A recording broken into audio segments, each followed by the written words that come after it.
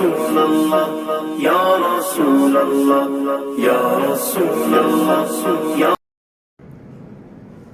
السلام علیکم ورحمۃ اللہ وبرکاتہ نحمده ونصلي ونسلم على خير خلقه ونور عرشه ومظهر لطفه وقاسم رزقه وعلى آله وأصحابه وأولياء أمته وأهل سنته أجمعين اما بعد.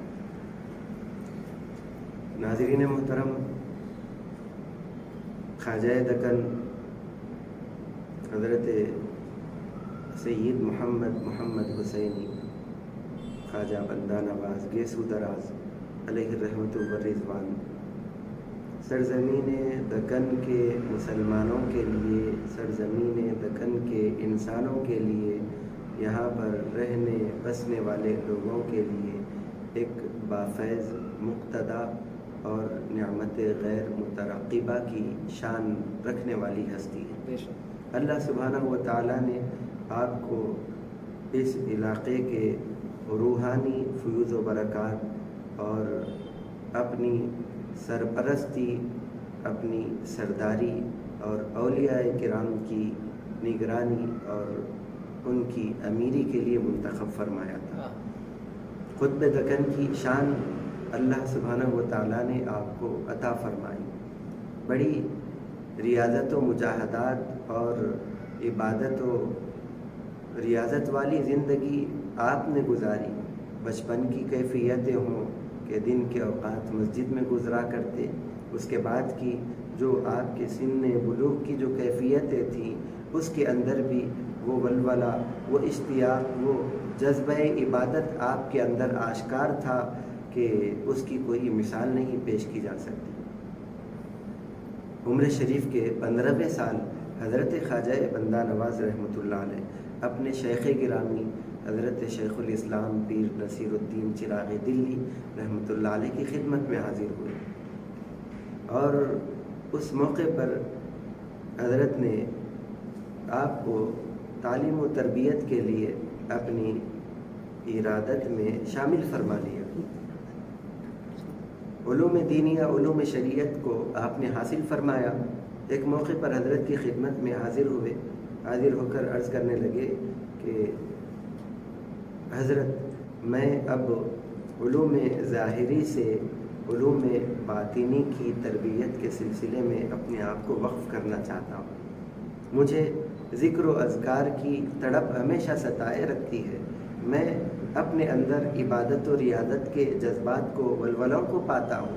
آپ مجھے اس سلسلے میں تربیت فرمائیں، میرے سلوک کے لیے آپ مزید راہیں ہموار فرمائیں، مجھے ذکر و اذکار کی تلقین فرمائیں. لیکن شیخ محترم حضرت پیر نصیر چراغ دلی رحمۃ اللہ علیہ کی ولایت کی نگاہوں نے دیکھ لیا تھا کہ یہ جو شاہزادے اپنی عمر شریف کے 15ویں 16ویں سال میں ہیں، علوم ظاہری سے بھی وہ اپنے آپ کو متصف کر چکے ہیں، لیکن مزید انہیں علوم میں اور مہارت کی ضرورت ہے. ایک عالم ان سے فیض پانے والا ہے. حضرت کی خدمت میں جب ذکر و سلوک کا، اس کی تلقین کا معروضہ پیش کیا تو شیخ محترم نے حکم فرمایا کہ نہیں، اور تمہیں علوم شریعت میں ترقی کرنی ہے اور مزید کتب پڑھنا ہے. حضرت نے علم فقہ کی کتاب پڑھنے کی طرف آپ کو توجہ فرمائی، تفسیر کی کتاب کے پڑھنے کی طرف آپ کو توجہ فرمائی، عربی زبان کی بلندیوں سے تعلق رکھنے والی اور اس کے رموز بتانے والی کتاب کو پڑھنے کی تلقین فرمائی. اور فلسفے کے ذریعے جو اسلام کی مخالفت کرتے ہیں، خدا تعالیٰ کی وحدانیت کا انکار کرتے ہیں، ایسے لوگوں کو ان کے فلسفے ہی کے ذریعے جواب دینے کے لیے علوم فلسفہ کی تعلیم کی طرف حضرت نے توجہ دلائی. چند کتب کے نام ذکر فرمائے، جائیں آپ ہدایہ کو پڑھ کر آئے. علم فقہ کی ایسی عظیم کتاب ہے کہ اہل سنت و جماعت کے علاوہ دیگر مکاتب فکر بھی اس کے اندر موجود جو مسائل و احکام ہیں اور ان کی جزئیات ہیں، اس کو دیکھ کر، پڑھ کر اور اس کی عربی دانی کو سمجھنے سے اپنے آپ کو شجدر اور حیرت زدہ پاتے ہیں. حضرت نے اس کتاب کے تعلیم کی طرف توجہ کی۔ ارشاد فرمایا کہ کشاف جیسی عربی زبان کی مہارتوں کو بتانے والی علم تفسیر کی کتاب تمہیں ابھی پڑھنا ہے۔ ارشاد فرمایا کہ مفتاح العلوم یا عربی زبان کے علوم بلاغت سے تعلق رکھنے والی ایک عظیم کتاب ہے، اس کا مطالعہ تمہیں کرنا ہے۔ ارشاد فرمایا کہ حضرت علی بزدوی کے جو اصول ہیں علم کلام اور عقائد سے متعلق، علوم فلسفے سے متعلق، تمہیں ان سے اپنے تعلق کو پیدا کرنا ہے، اس کی تعلیم تمہیں حاصل کرنی ہے۔ ان چند کتابوں کے نام آپ نے بیان فرمائے، حکم فرمایا کہ اس کی تعلیم حاصل کر کے آئیں۔ اس کے بعد دوبارہ حضرت خواجہ بندہ نواز علیہ الرحمہ اپنے شیخ کی خدمت میں حاضری دیے، پھر ذکر و اذکار کی تلقین کے سلسلے میں معروضہ پیش کرتے ہیں۔ شیخ محترم نے اس موقع پر آپ پر توجہ فرمائی، ذکر کی تلقین کرنے لگے، سلوک کی تربیت فرمانے لگے، آپ کا سلوک طے فرمانے لگے۔ اب ذکر و اذکار دے دیا، حضرت ہیں کہ ویرانوں میں چلے گئے، تنہائیوں کو اختیار کر لیا، ذکر و اذکار میں اپنے آپ کو ہمتن ایسا مصروف کر لیا کہ بسا اوقات تو ایسے ہو جاتا کہ شیخ محترم خود اپنے مرید کی تربیت کے لیے، ملاقات کے لیے قدم رنجا ہو جائے۔ حضرت پیر نصیر چراغ دلی رحمۃ اللہ علیہ جب کبھی خواجہ بندہ نواز رحمۃ اللہ علیہ کے مراقبے کی مقام سے جہاں پر وہ فروکش ہوا کرتے، اس مقام پر سے گزر ہوتا تو فرماتے کہ سید محمد یہاں پر مراقبے میں ہیں، چلو ان سے ملاقات کرتے ہوئے چلے جاتے ہیں۔ ایک شیخ ہے کہ اپنے مرید سے، ان کی تربیت سے ایسی دلچسپی رکھتے ہیں کہ خود بدولت ولایت مآب رحمۃ اللہ علیہ زحمت گوارہ فرماتے ہیں۔ اب جب اس مقام پر جاتے ہیں، حضرت کے معمولات کو دیکھتے ہیں، حضرت کے ذکر و اذکار کو دیکھتے ہیں، آپ کے مراقبے کی کیفیات کو دیکھتے ہیں، وہ جو محنت آپ نے خدا تعالیٰ کے قرب کے لیے حاصل کی ہے، اس محنت کو دیکھتے ہیں تو پیر نصیر چراغ دلی رحمۃ اللہ علیہ فرماتے ہیں کہ شہزادے، تم نے اس نوجوانی کی، کم سنی کی عمر میں جو ذکر و اذکار، ریاضت و مجاہدات کی مشقت کو اپنے اوپر طاری کر لیا ہے، تمہارے اس طرز عمل کو دیکھ کر صف اول کے اولیاء، قدیم زمانے کے جو بزرگان دین ہیں، ان کی ریاضت و مجاہدہ ہمیں یاد آ جاتا ہے۔ حضرت خواجہ بندہ نواز علیہ الرحمہ ایسی ریاضتیں، ایسے مجاہدات و مراقبوں کے بعد جب حضرت کی نگاہ کے نور نظر بن گئے، حضرت کی خدمت میں رہنے لگے، اپنے عشق کے جذبات کو، حضرت سے اپنے تعلق کے جذبات کو ایسے پیش کیا کہ تکلیفیں بھی، مشقتیں بھی حضرت کے اوپر طاری ہوا کرتی، لیکن شیخ محترم کے ادب میں آپ نے سر منہ انحراف کرنا کبھی گوارا نہ کیا۔ آپ کے لقب مبارک سے متعلق گیسو دراز آپ کا ایک لقب ہے، اس حوالے سے جو وجہ بیان کی جاتی ہے، ایک وجہ یہ ہے کہ شیخ محترم کی خدمت میں ہے، حافظ و عالم ہے، وقت کے ایک مفتی ہے، ذکر و اذکار مراقبے کے ذریعے سلوک طے کرنے والے ایک عظیم زاہد و عابد ہے، اس کے باوجود سادگی کی یہ شان ہے، عاجزی کی یہ شان ہے کہ شیخ کی خدمت بجا لا رہے ہیں۔ شیخ محترم پالکی شریف پر تشریف فرما ہے، راستہ اور مسافت طے کر رہے ہیں، اور اس پالکی کو اٹھانے والوں میں ایک نام حضرت سید محمد خواجہ گیسو دراز بندہ نواز رحمۃ اللہ علیہ کا بھی آ جاتا ہے۔ پالکی شریف کو شیخ محترم کے اٹھائے ہوئے، ایک دستہ اپنے کندھے پر رکھے ہوئے، سنتوں کے مطابق آپ کی زلفیں لہرایا کرتی تھی۔ عجیب ایک اتفاق ایسے ہو گیا کہ آپ کی زلف مبارک کے کچھ بال اس پالکی کے جس پر حضرت پیر نصیر رحمۃ اللہ علیہ تشریف فرما تھے، اس کے دستے میں الجھ جاتے ہیں۔ اب بالوں کو اگر کھینچا جاتا ہے بڑی تکلیف ہوتی ہے، ناقابل برداشت درد ہوا کرتا ہے، اس کی سوزش کو ہر کوئی جان سکتا ہے، باوجود بال کھینچے جا رہے ہیں۔ حضرت بندہ نواز رحمۃ اللہ علیہ نے اپنے پیر اور شیخ محترم کے ادب میں کوئی حرکت نہ کی، راستے میں اس پالکی کو روکا نہیں، اپنے بالوں کو نکالنے کی کوشش نہ کی، یہاں تک کہ وہ بال ایسے الجھ گئے کہ آپ کے سر انور سے بالوں کے پیچھے سے خون بھی نمودار ہو گیا، خون بھی نکلنے لگا۔ شیخ محترم نے آپ کی اس عاشقانہ ادا کو دیکھا تو ارشاد فرمایا کہ یہ گیسو دراز جن کے बाल दराज हैं, उनकी क्या शान है, ये तो अल्लाह के महबूब है ही है। इनके सिलसिले में मुरीद होने वाला भी खुदा ताला की मोहब्बत में गिरफ्तार होगा। हज़रत ख्वाजा बंदा नवाज अलैहि रहमा उम्र शरीफ के 36 साल तक अपने पीर शेख मोहतरम की खिदमत में रहे, खिदमत बजालाते रहे, और हज़रत की निगाह इल्तिफ़ात हमेशा आपके ऊपर ऐसे रहा करती कि आपसे पहले भी हज़रत पीर नसीरुद्दीन चिराग़ दिल्ली रहमतुल्लाह अलैह की इरादत में रहने वाले लोग मौजूद थे। उम्र के एतबार से, तजुर्बे के एतबार से और हज़रत की खिदमत में रहने के एतबार से वो अपने आप को मुक़द्दम समझा करते थे। उसके बावजूद हज़रत पीर नसीर अलैहि रहमा ने अपने जानशीन की हैसियत से जिस हस्ती का इंतखाब फरमाया वो ज़ात हज़रत ख्वाजा बंदा नवाज गेसो दराज रहमतुल्लाह अलैह की ज़ात है।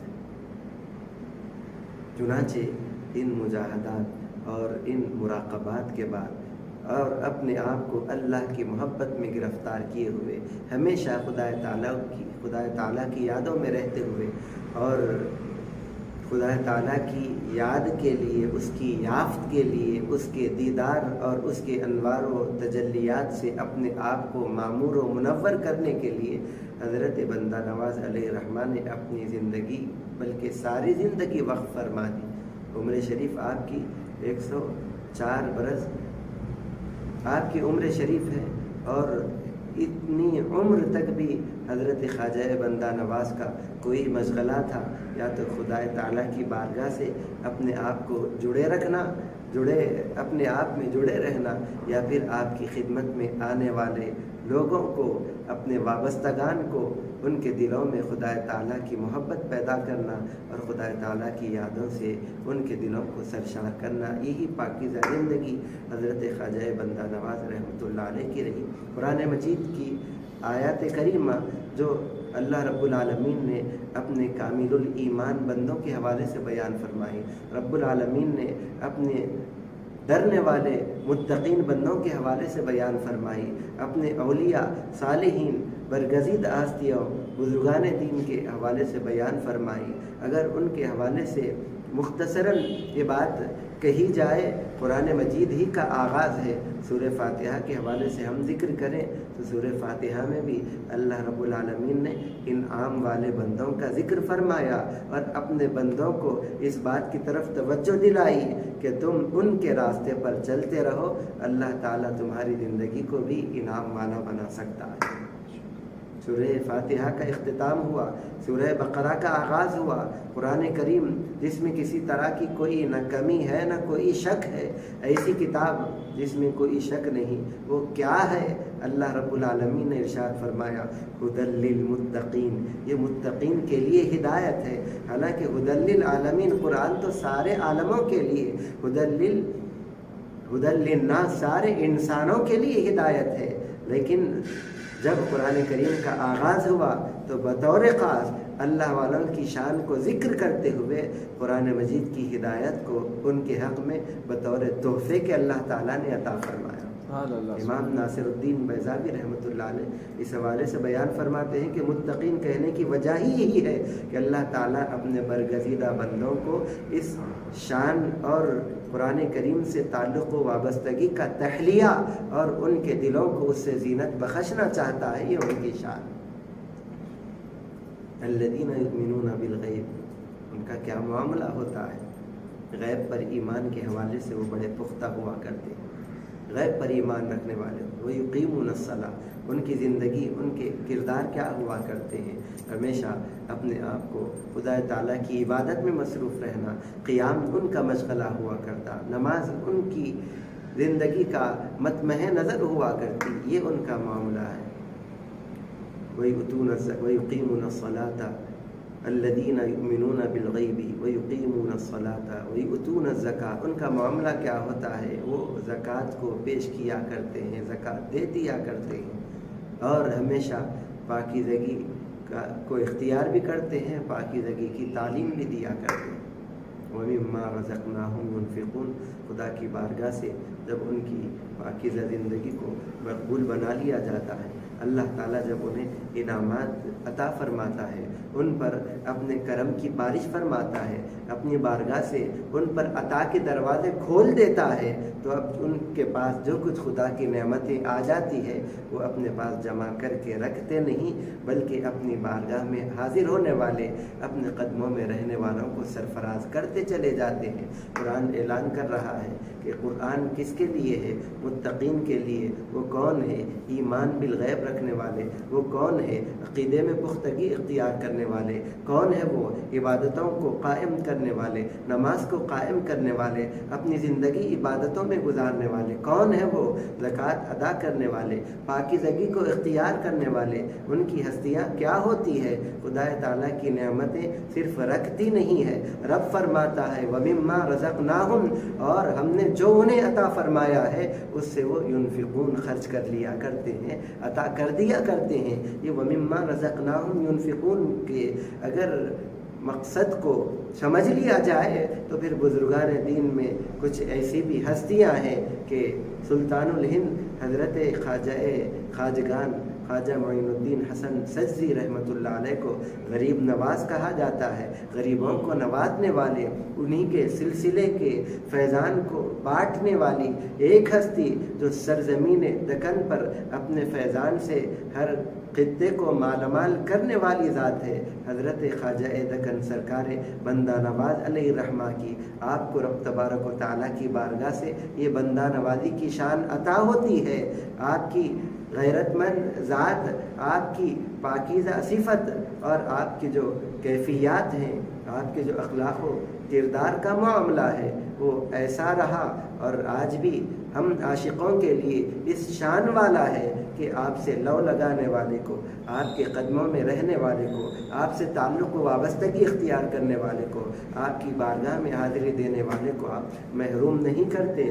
رب تبارک و تعالیٰ کی جو نعمتیں آپ کو عطا کی گئی ہے اسے سرفراز فرماتے ہیں، اپنی بندہ نوازی کی شان کا اظہار کرتے ہیں۔ اسی شان کو جب دنیا نے دیکھا کہ جو حضرت کے قدموں میں آیا، فیض پا گیا، جو حضرت کی بارگاہ میں حاضر ہوا، مالا مال ہو گیا، تو دنیا والوں کی زبان پر آپ کا نام نامی سید محمد ہٹ گیا اور آپ کے مبارک القاب لوگوں کی زبان پر آ گئے۔ اسی وجہ سے آپ کو کبھی گیس و دراز کہا جاتا ہے، آپ کی ولایتوں کی بلندیوں کو یاد کیا جاتا ہے تو بلند پرواز کہا جاتا ہے، اور اولیاء کرام نے آپ کے قرب کی کیفیت کو دیکھا جاتا ہے تو حضرت شہباز آپ کو کہا جاتا ہے، اور بندوں کے ساتھ آپ کے تعلق کو، آپ کی رواداری کو، آپ کی محبتوں کو اور آپ کی شان عطا کو ملحوظ رکھا جاتا ہے تو پھر آپ کو حضرت بندہ نواز سے یاد کیا جاتا ہے۔ اللہ سبحانہ و تعالی ہمیں بھی حضرت کے فیضان سے مالا مال فرمائے، حضرت کی تعلیمات سے وابستہ فرمائے، اور حضرت کے نظر کرم سے ہماری دنیا کو شاد رکھے اور آخرت میں ہمیں بامراد بنا لے۔ وصلی وسلم وزد وبارک علی خیر خلقک وعلی آلہ وصحبہ اجمعین والحمد للہ رب العالمین۔